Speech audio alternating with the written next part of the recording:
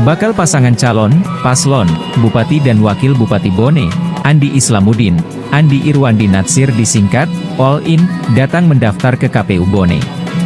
Paslon dengan tagline All In mendaftar yang dipusatkan KPU Bone di Hotel Novena Watampone, Kamis, 29 Agustus 2024, pukul 17.40 WITA. Mereka diterima langsung Ketua dan anggota KPU Bone, Yusran Tajudin, Zainal, ABD, Asis, Nuryadu Kadir, dan Rusanedi.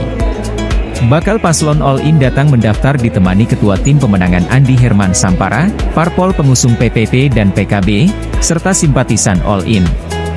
Bakal calon Bupati Bone Andi Islamuddin mengucapkan terima kasih kepada KPU Bone atas penerimaan pendaftaran hari ini.